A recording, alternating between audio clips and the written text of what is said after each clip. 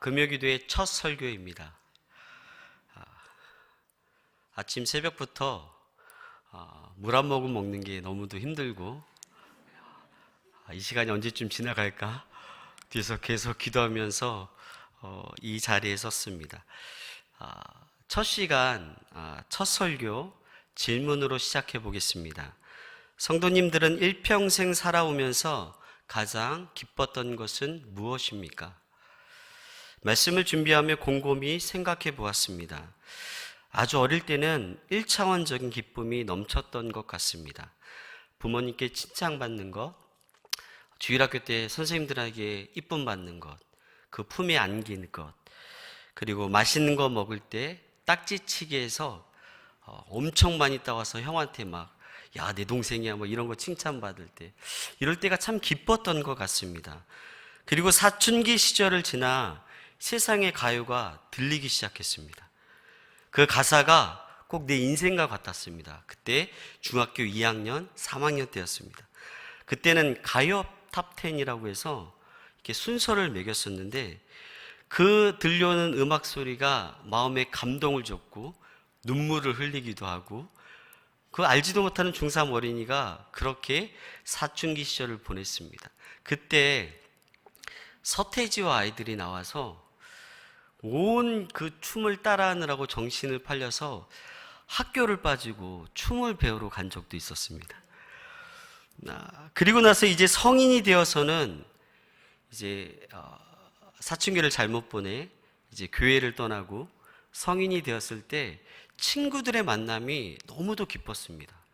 그리고 그 세상 이야기, 그리고 이제 술 한 잔씩 주고받으며 인생살 뭐 알지도 못하면서 다 사는 것처럼 얘기했던 그 자리의 기쁨이 너무도 컸습니다.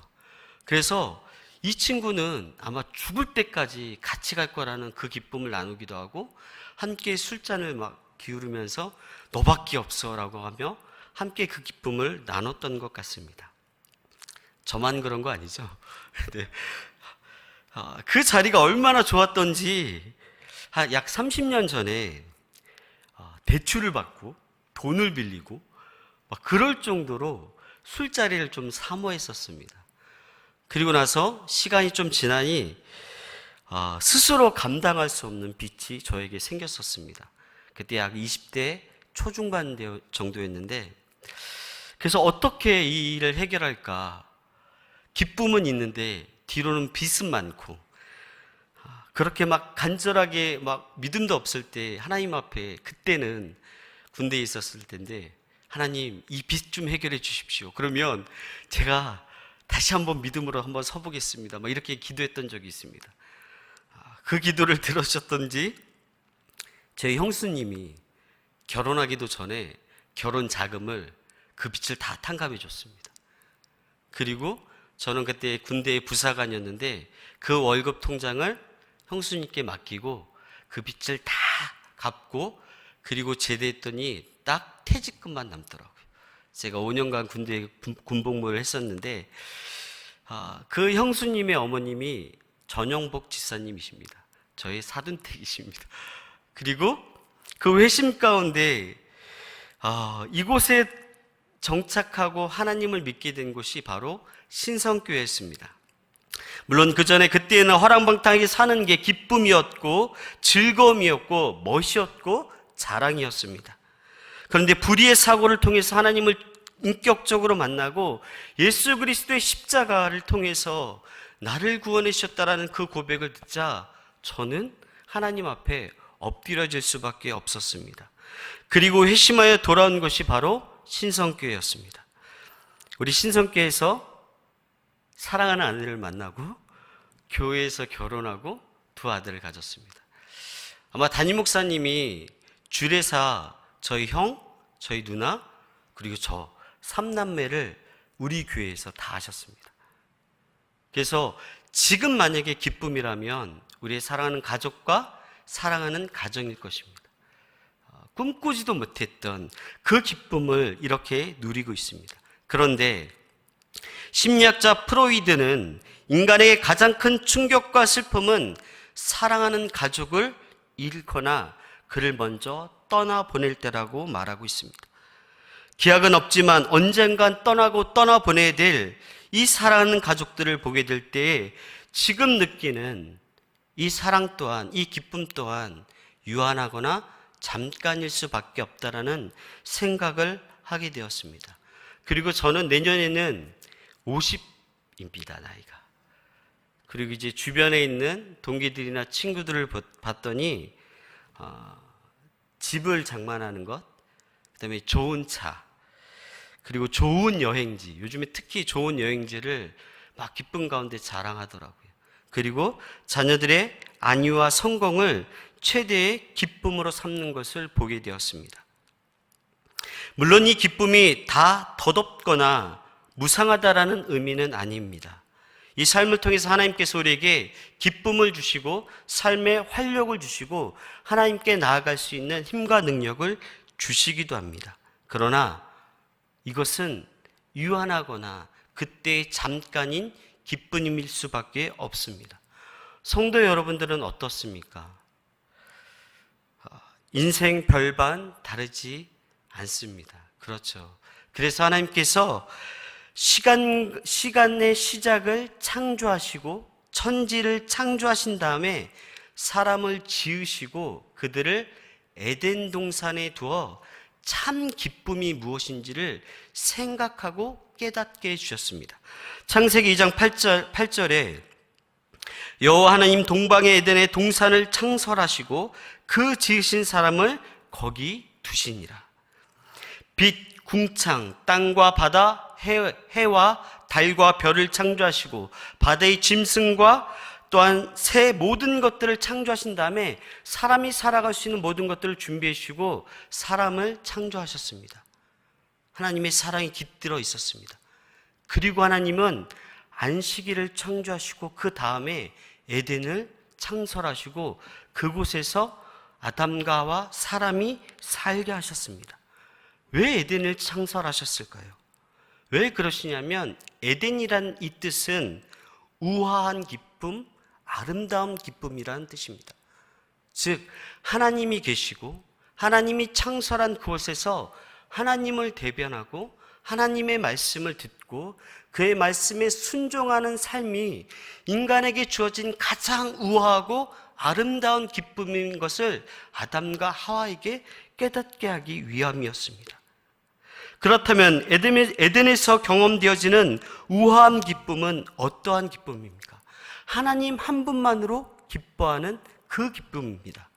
하나님과 함께할 때 하나님만이 줄 수 있는 기쁨, 하나님 때문에 느껴지는 그 기쁨, 하나님으로 인해 하나님 한 분만으로 느껴지는 그 기쁨을 하나님께서는 사람을 만드시고 그에게 우아하고 아름다운 기쁨을 선사하시기 위하여 에덴 동산을 만드시고 그들을 그곳에 살게 하셨던 것입니다.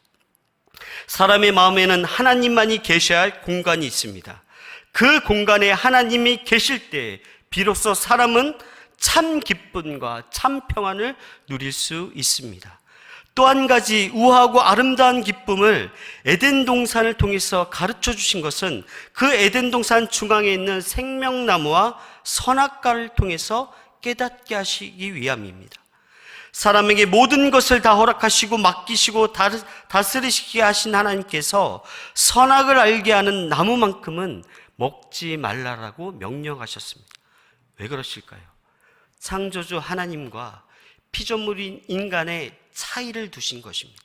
즉 하나님의 우아하고 아름다운 기쁨은 창조주 하나님과 피조물인 인간의 그 차이를 인정할 때 사람은 비로소 참 기쁨을 누릴 수 있게 됩니다. 하나님의 말씀을 순종하는 것, 그 말씀을 통해서 하나님 안에서 나에게 들려진 그 말씀에 따라서 삶을 살아가는 것, 그것이 하나님께서 우리에게 주신 참 기쁨입니다. 이제 우리는 이 기쁨을 회복하기 위해 하나님의 말씀에 순종하는 그 자리를 선택해야만 합니다. 하나님을 인정하고 하나님의 말씀에 순종하여 에덴 동산에서 누리게 하셨던 그 아름답고 우아한 기쁨을 회복하는 그런 귀한 시간 되기를 소망합니다. 오늘 말씀의 주인공인 다윗이 이 에덴의 기쁨을 회복하였습니다. 다윗의 일생을 보면 다윗이 하나님 때문에 얼마나 기뻐하는지, 그 기쁨으로 춤을 추며 자기의 온몸이 다른 사람에게 부끄러움을 당할지라도 춤을 추며 기뻐하는 그 에덴의 기쁨, 하나님 때문에 기뻐하는 그 기쁨을 다윗은 회복할 수 있었습니다. 하나님께서 사울 왕을 버리시고 사무엘을 통해 새로운 왕을 택하실 때 이새의 8번째 아들 다윗을 선택하셨습니다. 사무엘이 새로운 왕을 선택하려 이새의 집으로 기름 부으러 갈 때 이새의 아들 몇 번째 아들이 다윗이며 다윗의 이름조차도 사무엘은 알지 못했습니다. 첫째 아들 엘리압이 사무엘 앞을 지나갔습니다. 그 모습을 봤던 사무엘이 그 외모에 감탄했습니다. 새로운 왕은 엘리압이라고 스스로 마음 가운데 속단하였습니다. 그 모습을 바라봤던 하나님께서 사무엘에게 이렇게 말씀하셨습니다. 제가 정말 좋아하는 말씀입니다. 사무엘상 16장 7절입니다. 여호와께서 사무엘에게 이르시되 그의 용모와 키를 보지 말라. 내가 이미 그를 버렸노라.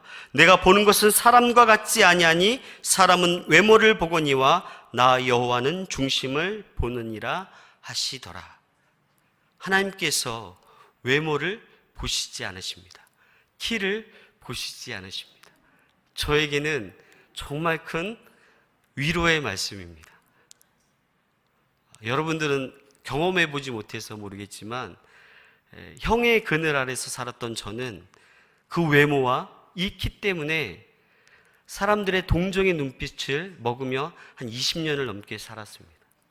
그런데 하나님께서는 그 하나님의 그 외모를 보시지 아니하시고 사람의 중심을 보신다라고 말씀하고 계십니다. 다윗이 그 중심이 하나님 앞에 아름다운 청년이었습니다. 사무엘이 엘리압에게 마음을 뺏길 때 다윗은 양을 치는 자리에 있었습니다. 이새가 아들들을 다 부를 때 다윗은 잊어버린 존재였습니다. 그 존재감이 그 8 아들 가운데 있지 않았습니다. 다윗은 아버지 양을 지킬 때 맹수가 양을 해치려면 홀로 맹수와 싸워 이겨냈습니다. 그 용맹함으로 골리앗 장군을 무너뜨려 승리하였습니다. 장남 엘리압, 차남 아비나답, 셋째 삼마가 모두 전쟁터에 나가 있을 때 형들의 안부를 물으러 아버지가 심부름을 보냈습니다. 그때 보냈던 식량의 무게가 무려 60kg였습니다.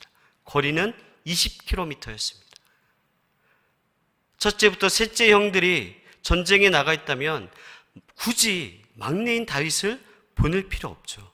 넷째도 있고 7째도 있고 무려 4명의 형제가 더 있는데 이새는 다윗에게 그 힘든 일을 시킵니다. 그런데 다윗은 불평불만하지 않습니다.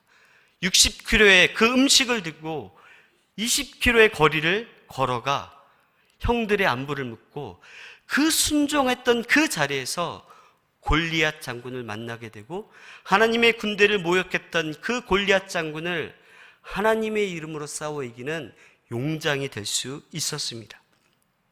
이 사건으로 사울의 딸 미갈을 아내로 얻게 되었지만 그것으로 끝나지 않았습니다. 잘 아시다시피 장인어른 사울왕의 시기와 살해 위협으로 10여 년이나 도피 생활을 하였습니다. 그럼에도 불구하고 그는 원망하거나 불평하지 않았고 그의 중심 가운데 하나님의 기쁨과 하나님을 향한 마음이 있었습니다. 사울의 특공대 3,000명이 눈을 피해 도피 생활하는 중에도 그에게 피했던 억울한 사람, 빚진 사람 400명을 거두어 함께 먹을 것을 먹이고 그들과 함께 동고동락의 삶을 살았습니다. 특공대 3,000명에게 한 명도 피하기 힘든데 400명과 자기 가족들을 데리고 가며 그들을 먹이고 입혔던 것입니다. 그리고 10여 년이 지난 후 다윗은 유다 땅 헤브론 왕에서 왕으로 세움을 받습니다. 왜냐하면 그의 중심이 하나님 가운데 있었기 때문입니다. 어떠한 상황 가운데서도 끝까지 하나님을 신뢰하며 원망하거나 불평하지 않았습니다. 유다의 헤브론 땅에서 7년 6개월을 통치하다가 드디어 온 이스라엘의 왕으로 세움을 받았습니다. 통일 이스라엘을 이룬 다윗은 첫 번째로 그의 사역 가운데 여부스 사람이 살고 있는 성읍을 빼앗기 위해 전쟁을 일으켰습니다. 그 성읍이 바로 예루살렘 성읍입니다. 산과 계곡으로 둘러싸여 한 나라의 수도로서는 안성맞춤의 성읍이었습니다. 예루살렘은 군사적으로 중요한 성읍이 될 수 있었습니다. 그래서 그는 그 성읍을 여부스 족속에게서 빼앗으려고 전쟁을 일으켰습니다. 또한 유다의 헤브론 땅에서 왕으로 7년 6개월 동안 지냈던 그가 만약 통일 이스라엘을 여전히 유다 땅에서 다스린다라면 11지파의 그 지도자들에게 원망이거나 편견의 소리를 들었을 것입니다. 왜 유다 땅에서 이스라엘 백성을 치리하려고 하느냐? 11지파가 아마 일어섰을 것입니다. 그래서 그 편견과 그 분열되는 것을 막기 위하여 그는 이스라엘 땅의 중심부에 있는 예루살렘 성을 필요했던 것입니다. 마지막으로 가장 중요한 것은 하나님의 언약을 성취하기 위함이었습니다. 모세와 여호수아에게 약속하신 가나안 땅에 여전히 가나안 족속인 여부스 족속이 살고 있는 것을 보았고 그들을 몰아내고 그들을 이 땅 가운데서 몰아내므로 하나님께서 주시겠다는 약속의 땅을 차지함으로 하나님의 뜻을 성취하고 이루기 위함이었습니다. 하나님이 다윗을 보기에 얼마나 사랑스럽고 이뻤겠습니까? 다윗은 예루살렘 성을 시온산성, 다윗성으로 명하고 그곳에 하나님의 궤를 모셔오고 그 궤를 안치할 장막을 준비하였습니다. 그리고 오늘 본문 말씀이 시작되었습니다. 이스라엘에게 언약궤는 하나님과의 언약 백성과 선택된 백성이라는 놀라운 하나님의 은혜의 상징입니다. 그래서 이 언약궤는 하나님의 궤, 증거궤, 법궤, 여호와의 궤로 불리기도 합니다. 이스라엘 백성이 애굽 땅에서 430년간 노예로 객으로 살다가 하나님께서 출애굽하신 다음에 언약의 땅인 가나안 땅으로 인도하실 때 그들에게 성막의 그 재료와 길이와 크기를 다 가르쳐 주시고 성막의 삶을 통하여 하나님을 예배하고 하나님을 만나며 하나님 앞에서 살아가는 방법들을 가르쳐 주셨습니다. 그 중심에 언약궤가 있었습니다. 40년 동안 이스라엘 백성들은 하나님이 가르쳐 주신 그 성막 안에서 하나님을 만났고 하나님을 예배했으며 하나님의 임재를 경험했고 하나님의 긍휼하심 속에서 용서하시는 그 하나님의 사랑을 경험했던 것입니다. 그 지성소 안에는 언약궤가 들어있었고 그 언약궤를 통해 이스라엘 백성들은 하나님을 만나기 시작하였습니다. 히브리서 9장 4절에 보면 금향로와 사면을 금으로 싼 언약궤가 있고 그 안에 만나를 담은 금 항아리와 아론의 쌍난 지팡이와 언약의 돌판들이 있고 그 언약궤에는 3개의 물건이 들어있었습니다. 만나는 하늘로부터 내려오는 하나님의 말씀을 상징합니다. 그 말씀은 변하지 않음을 상징하기 위하여 금 항아리에 담아두었고 궁극적으로 이 땅 가운데 말씀으로 나타나시는 예수 그리스도의 예표가 되었습니다. 아론의 쌍난 지팡이는 생명력 없는 나무에서 싹이 나고 살구 열매가 맺음으로 부활과 생명이라는 그 예수 그리스도의 상징을 나타내기 위함이었습니다. 모세의 지팡이가 아닌 아론의 지팡이를 언약궤에 넣은 이유는 아론의 대제사장의 직분을 예수 그리스도가 감당하심을 나타내기 위함이었습니다. 하나님이 친히 쓰신 십계명은 하나님 사람과 사람 사랑의 계명인 이 율법을 완성하신 예수 그리스도로 통하여 우리에게 그 율법을 완전하게 이루시는 예수 그리스도의 예표가 되기 위하여 십계명을 그 안에 넣어두었습니다. 그래서 그 언약궤는 이스라엘 백성들과 우리들에게 예수 그리스도의 예표가 되면 그 예수 그리스도로 말미암아 하나님의 임재, 하나님의 말씀이 선포되는 죄 사함의 장소로 그들은 인식할 수 있었습니다. 언약궤는 성소에서도 제일 안쪽 지성소로 불리는 곳에 안치되었고 대제사장은 1년에 한 번 백성들의 죄를 용서받기 위해 지성소 안에 들어가 제사를 드렸습니다. 제물의 피를 언약궤 위에 뿌릴 때 하나님께서 그 피를 보시고 백성들의 죄를 용서해 주셨습니다. 언약궤를 통해 하나님의 임재, 말씀의 선포, 또한 제3의 국류를 이스라엘 백성들은 경험했던 것입니다. 그래서 곧 언약궤는 그들에게 하나님이었습니다. 그래서 그들은 그 만남과 그 예배와 그 말씀의 순종함에 따라서 기쁨을 누렸고, 그들이 40년의 그 가나안 땅을, 그 광야길을 걸은 다음에 그들이 그 언약궤를 메고 들어갈 때 여리고 성을 무너뜨리고 요단강이 갈라지는 하나님의 능력을 언약궤를 통해 경험하게 되었습니다. 이처럼 언약궤는 하나님이 이스라엘 백성과 함께 하시는 표적이었고 기적이었으며 구별될 수 있는 이유였습니다. 그런데 이스라엘에게 이 언약궤가 3번의 사건을 경험하게 됩니다. 언약궤를 통해 하나님의 임재와 은혜를 생각하기보다 그들이 그 언약궤를 부적처럼 여기고 우상처럼 섬기며 자신들의 욕망의 도구로 사용하기 시작하였습니다. 그 첫 번째 사건이 아벡 전투 사건입니다. 사무엘 이전 대제사장이었던 엘리 때 블레셋과의 전쟁이 일어났습니다. 첫날 곰방에 그 전쟁에 이스라엘 군사 4,000명이 전사하였습니다. 엘리의 두 아들 홈니와 비나스는 실로에 안치되었던 하나님의 언약궤를 전장으로 가지고 와 그 전쟁을 승리로 이끌기를 원했습니다.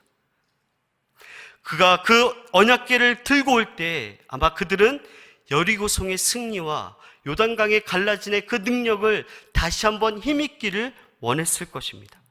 그래서 그 언약궤가 들어올 때 온 이스라엘의 백성들은 큰 소리로 환영하였습니다. 여호와 하나님의 언약궤가 이 전쟁에 들어왔으므로 우리는 이제는 승리할 것이다.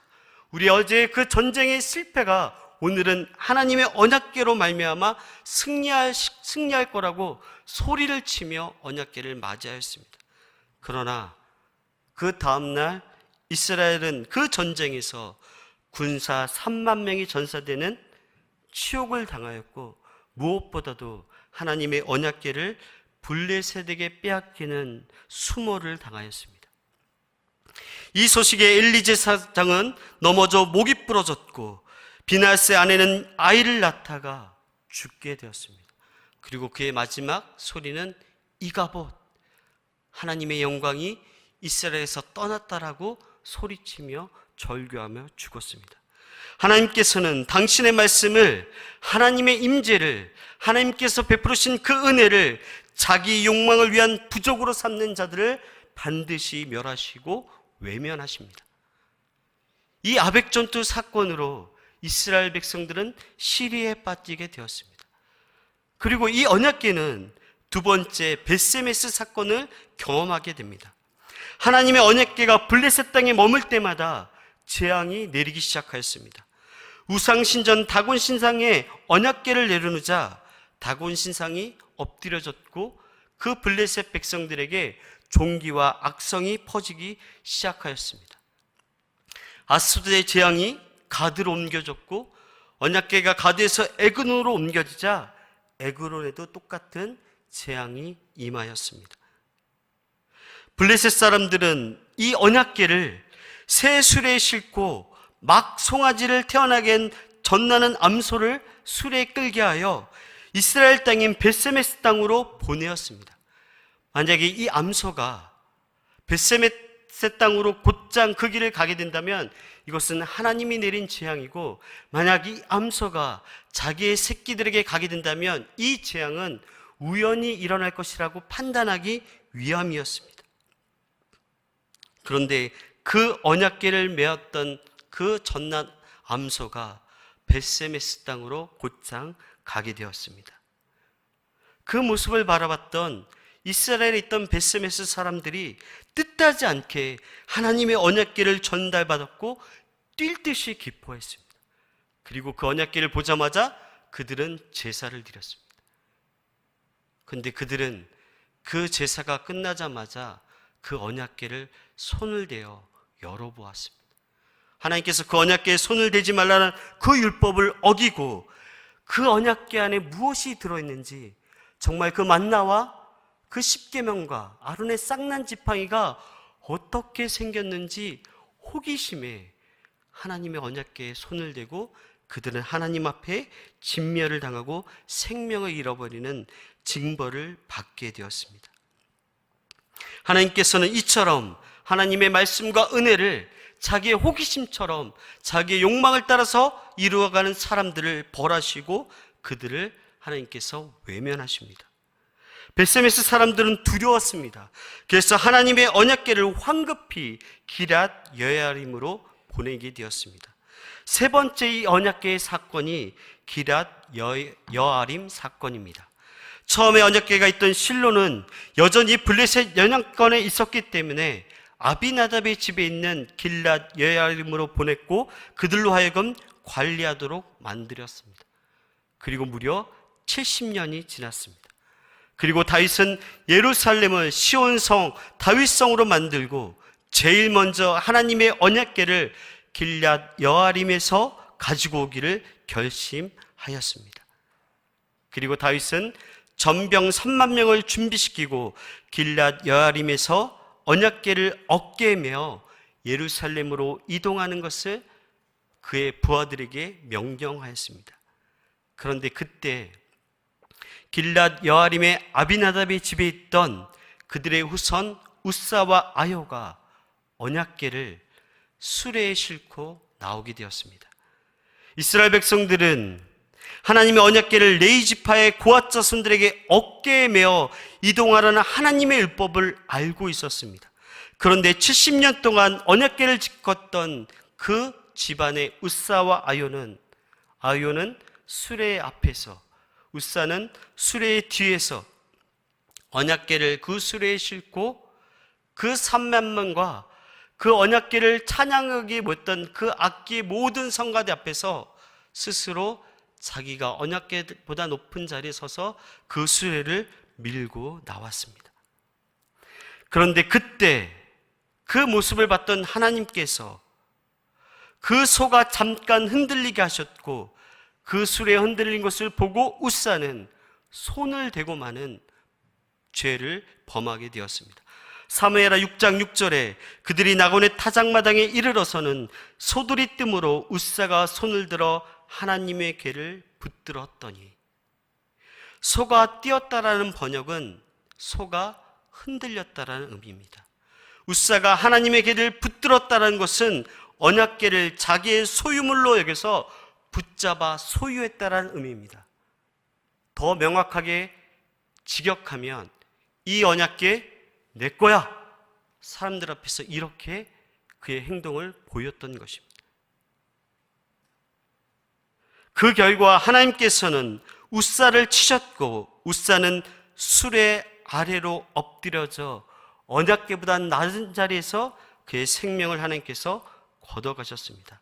우사의 죽음은 하나님을 상징하는 언약궤를 70년간 관리했던 그 권위로 하나님보다 더 높게 여겼던 그 하나님의 우사를 심판하시는 하나님의 마음이었습니다.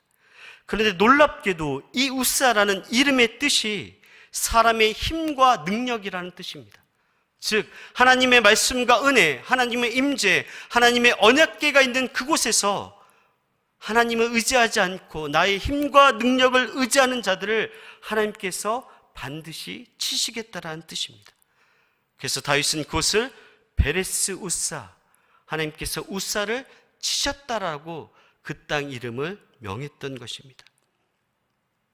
그리고 다윗은 그 언약궤를, 그 우사의 치심을 보고 그 언약궤를 오베데돔의 집으로 메어 옮겼습니다. 그리고 석 달이 지나자 오베데돔과 그의 집에 하나님께서 복을 내려주셨습니다. 이런 우여곡절 끝에 이제야 비로소 하나님의 언약궤를 옮겨 다윗이 예루살렘 성으로 옮기려 했던 것입니다. 이 언약궤를 옮기는 이 행위는 서두에 말씀드렸던 다윗 안에서 에덴의 우아한 기쁨과 아름다운 기쁨이 복원될 수 있는 시작점이 되었습니다. 이제 오늘 본문 말씀을 통해서 다윗이 그 모습을 통해 하나님께서 우리에게 말씀하신 것을 함께 생각해 보겠습니다. 첫 번째는 하나님의 언약궤를 어깨에 매라랍니다. 하나님의 언약궤를 어깨에 매라. 이것은 하나님께서 이미 율법으로 가르쳐 주셨습니다. 민수기 4장 15절에 진영을 떠날 때 아론과 그의 아들들이 성서와 성소의 모든 기구 던는 일을 마치거든 고앗 자손들이 와서 맬 것이니라. 그러나 성물은 만지지 말라. 그들이 죽으리라. 회막 물건 중에서 이것들은 고앗 자손이 맬 것이며. 다윗은 하나님의 언약궤를 옮길 때 지켜야 할 율법에 따라서 레위 지파의 고앗 자손들을 준비시켰고, 그 고앗 자손들로 하여금 하나님의 언약궤를 어깨에 메어 옮기기 시작하였습니다. 언약궤는 고리가 달려있어 고앗 자손들로 하여금 손을 대지 못하게 하였고, 장대로 그 언약궤의 고리에 끼어서 그 고앗 자손들은 함께 언약궤를 어깨에 메었습니다. 그런데 우사는 하나님의 언약궤를 자기의 눈 아래 두는 교만한 모습이었습니다. 하나님보다 더 높은 자를 하나님께서 낮추시고 하나님의 언약궤를 자기의 어깨에 들게 하여서 하나님의 말씀의 위치가 어디에 있을 때 우리에게 참 기쁨을 누릴 수 있는지를 그 고앗 자손을 통해서 말씀해 주고 계십니다. 언약궤는 하나님의 임재, 하나님의 말씀, 죄사함의 상징이라고 말씀드렸습니다. 그러면 고앗 자손이 하나님의 언약궤를 어깨에 맬 때 하나님의 상징이며 하나님의 임재며 하나님의 말씀이 그들의 시선의 높이에 있습니다. 이것은 이스라엘 백성들로 하여금 너의 시선과 너의 마음은 반드시 하나님과 함께 마주하라는 뜻입니다. 또한 그 고앗 자손의 길은 하나님의 언약궤를 향해 있습니다.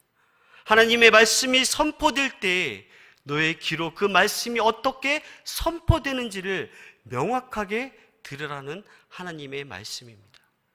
또한 그의 머리가 그의 언약궤의 높이와 같이 있을 때 하나님의 죄사함의 긍휼의 피가 그의 머리를 흘려 온몸을 죄사하여 주시고 용서해 주신 것을 가르쳐 주시기 위하여 고앗 자손들로 하여금 언약궤를 어깨에 메어 그 언약궤가 자기의 눈의 시선과 귀와 머리의 옆에 있게 하시는 하나님의 놀라운 은혜와 사랑이었습니다.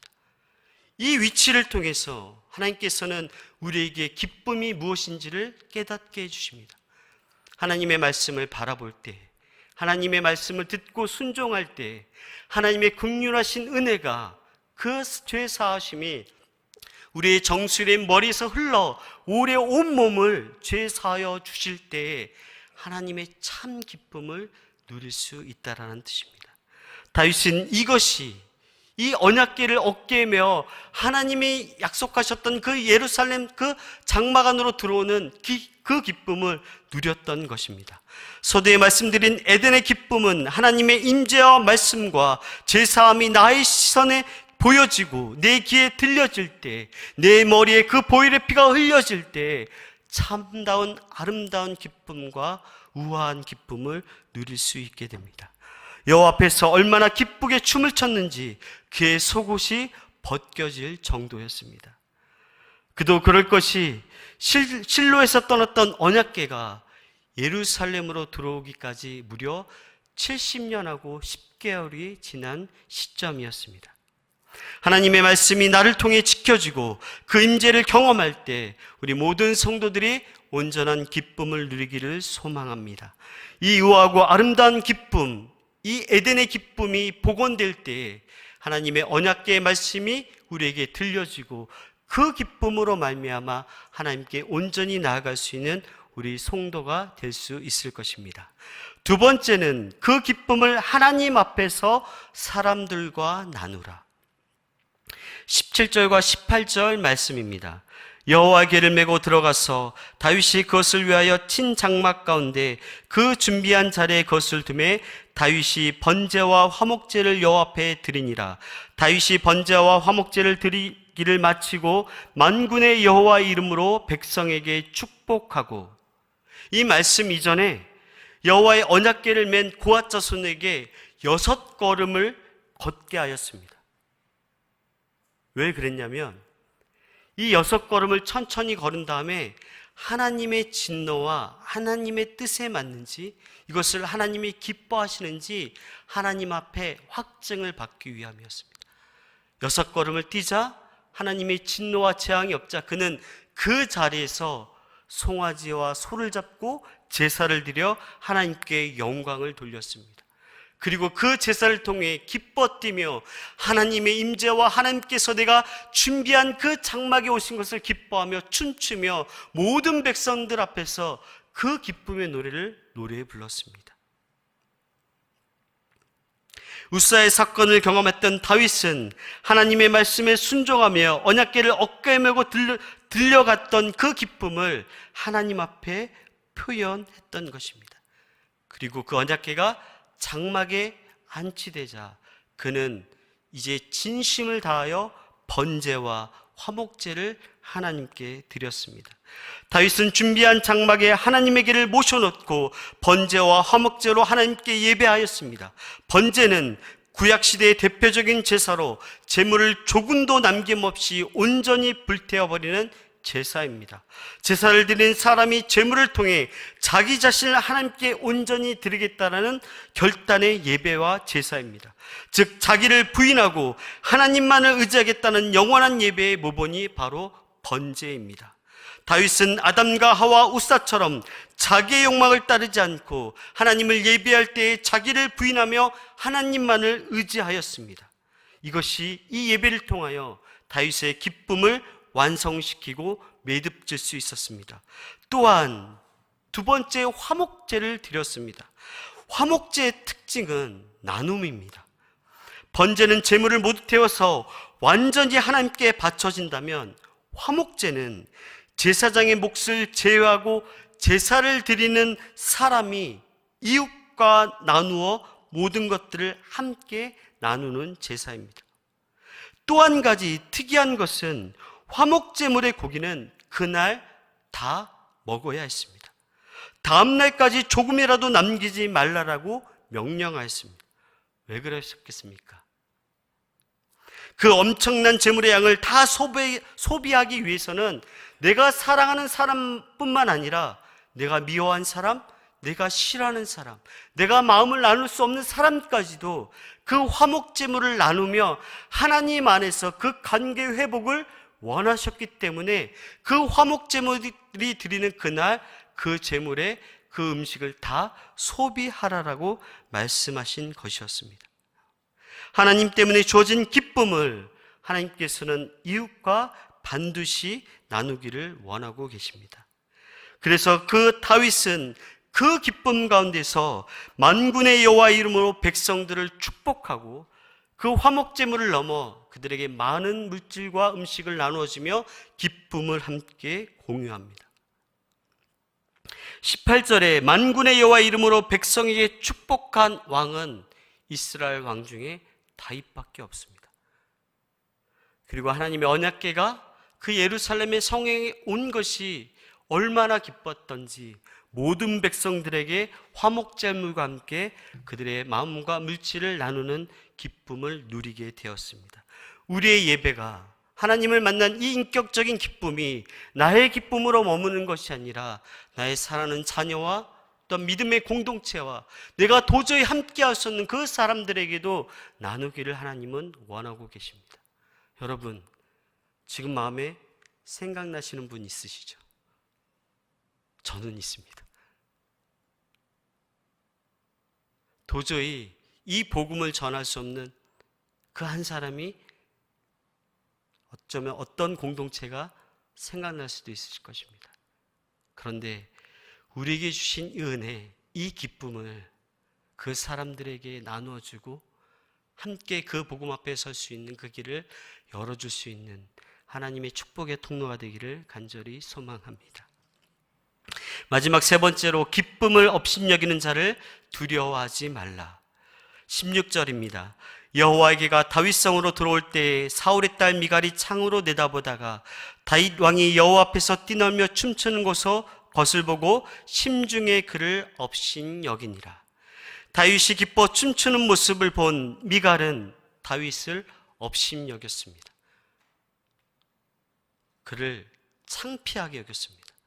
그가 춤출 때 미갈은 창문에서 그 모습을 보고 얼굴을 돌리며 채통 없이 군다라고 그를 비아냥거렸습니다. 20절 하반절에 이스라엘 왕이 오늘 어떻게 영화로우신지 방탕한 자가 염치 없이 자기 몸을 드러내는 것처럼 오늘 그의 신복의 계집종의 눈앞에서 몸을 드러내셨도다 하니, 20절 새 번역을 보게 되면 오늘 이스라엘의 임금으로서 채통이 참 볼만하더군요. 건달처럼 신하들의 여편네들 보는 앞에서 몸을 온통 드러내시나이다. 다윗을 비아냥거리고 그를 업신여겼습니다. 근데 성도 여러분, 곰곰이 한번 생각해 보십시오.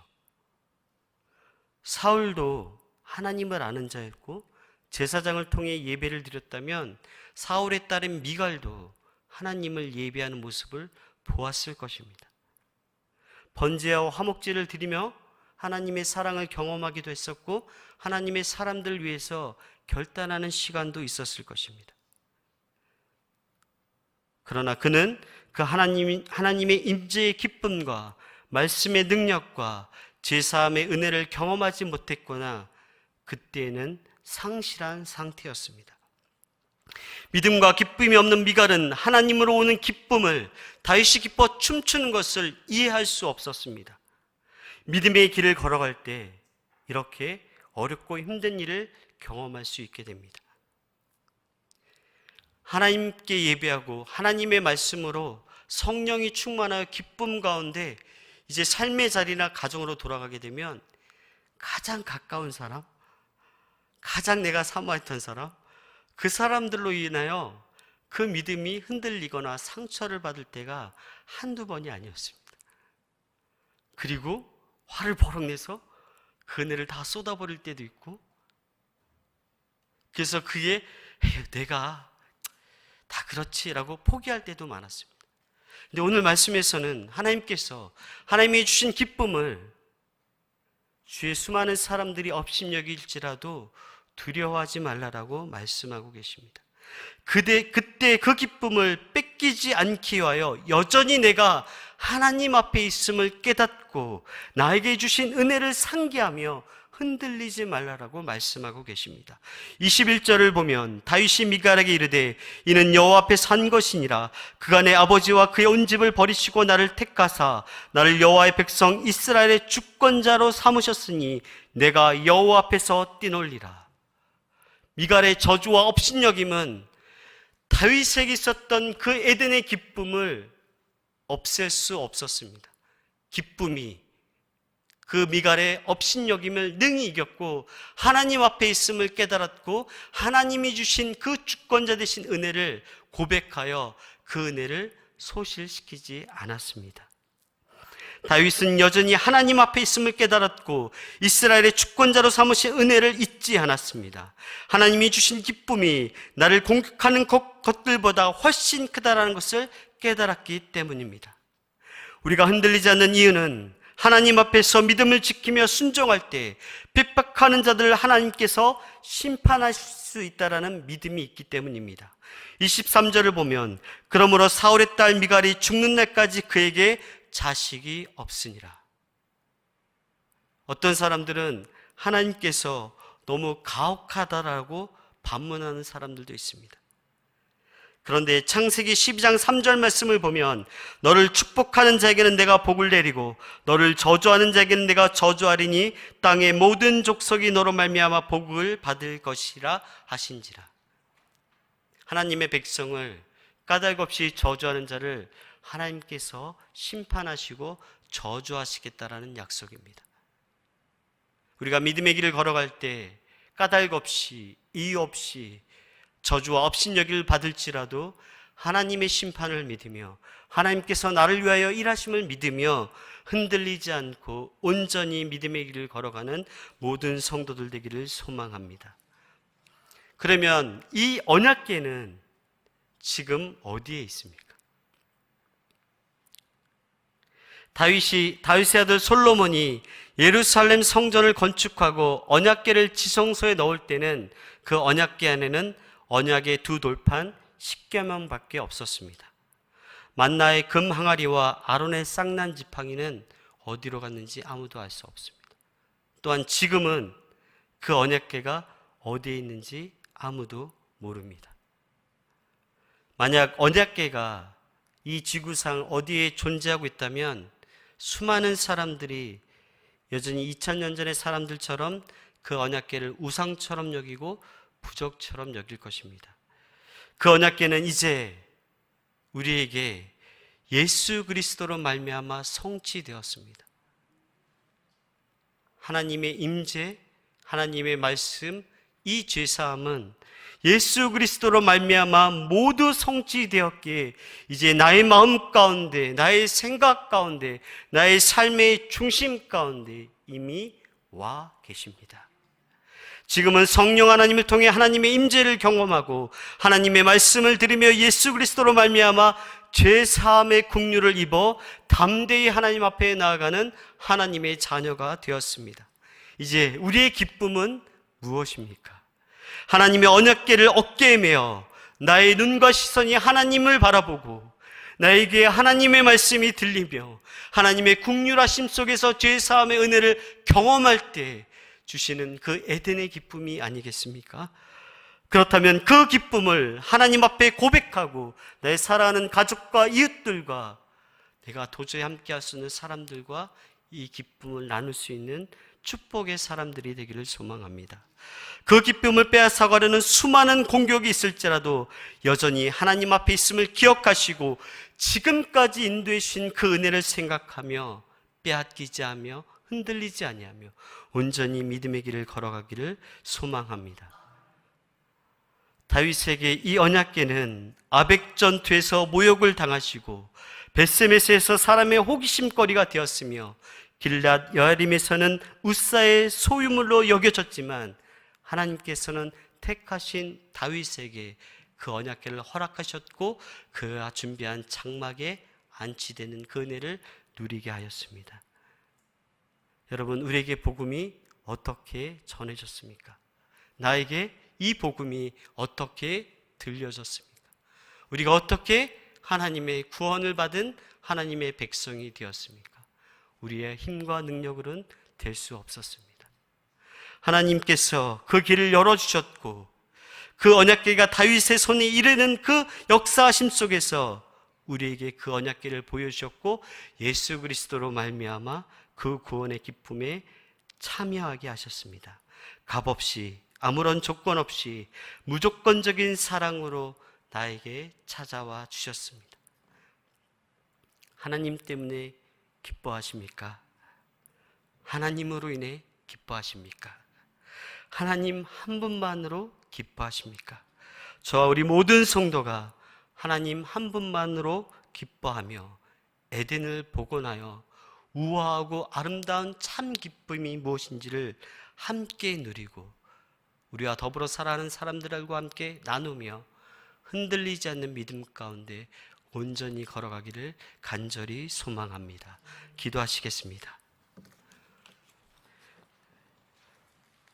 신실하신 하나님, 죽을 수밖에 없는 죄인들을 선택하여 주셔서 하나님의 자녀 삼아 주시고 하나님의 임재를 경험하게 하여 주시며 하나님의 말씀을 듣게 하여 주시고 하나님의 제사하신 그 긍휼하심 십자가 앞으로 우리를 초대해 주셔서 감사합니다.